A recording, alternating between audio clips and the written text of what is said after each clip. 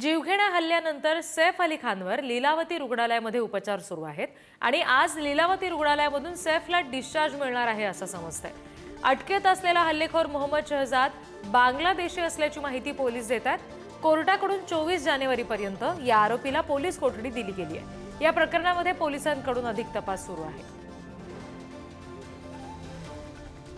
दृश्य आपण बघतोय, सैफ अली खानला आज लीलावती रुग्णालयामधून उपचार सुरू असताना त्याला आता डिस्चार्ज आज मिळू शकतो असं समजतंय। आणि दुसरी दृश्य आहेत, हल्लेखोर मोहम्मद शहजाद हा जो आहे ज्याला पोलिसांनी आता पकडलंय तो बांगलादेशी असल्याची माहिती पोलिसांनी दिली आणि 24 जानेवारीपर्यंत त्याला न्यायालयानं पोलीस कोठडी सुनावली आहे। Bus that we're very happy that he's recovering well, and we're very thankful, and we feel very blessed and grateful that it wasn't any worse. Thank you for all your wishes. उनके लिए कि वो जल्द ठीक हो जाए और वापस से अपने काम पर लगे। Thank you so much. Thank you. आणखी तपशील घेऊया। प्रतिनिधी शिल्पा नरोडे आपल्याशी जोडले गेलेत त्यांच्याकडून। शिल्पा, किती वाजता साधारणपणे सैफ अली खानला डिस्चार्ज मिळणार आहे आणि लीलावती रुग्णालयाकडून याच्या संदर्भात आणखी काही माहिती दिली गेली आहे का?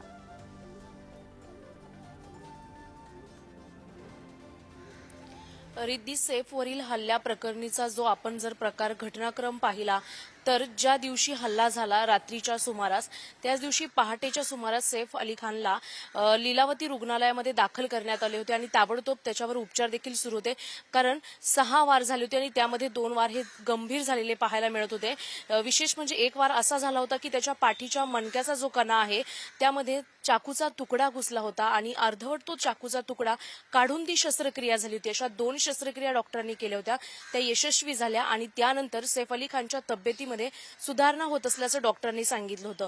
मग आता पूर्णपणे सुधारणा होत असल्याचं डॉक्टरांनी म्हटलेलं आहे आणि त्यानंतर सैफला डिस्चार्ज द्यायचा की नाही हे डॉक्टर आज सांगणार आहेत। मात्र सैफच्या तब्येतीमध्ये चांगल्या प्रकारची सुधारणा होत आहे, त्यामुळे आज वैद्यकीय चाचणी होईल आणि त्यानंतरच सैफला डिस्चार्ज दिला जाण्याची दाट शक्यता दिसून येत आहे। कारण तब्येतीमध्ये चांगल्या प्रकारची सुधारणा झालेली आहे। 6 वार झाल्यानंतर 2 शस्त्रक्रिया झालेल्या आहेत आणि 4 दिवस सैफवर लीलावती रुग्णालयामध्ये उपचार सुरू आहेत। आजचा हा 5वा दिवस आहे आणि आज डॉक्टर पुन्हा एकदा सैफची पूर्णपणे वैद्यकीय तपासणी करतील।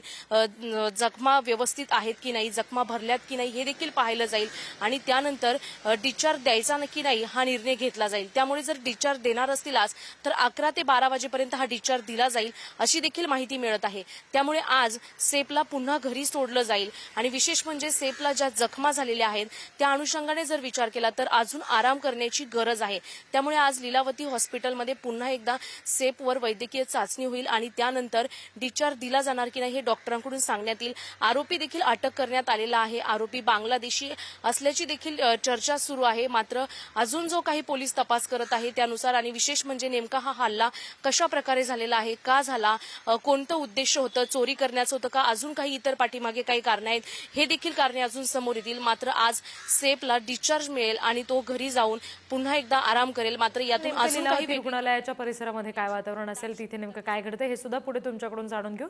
तुर्तास धन्यवाद दिलेल्या माहितीसाठी।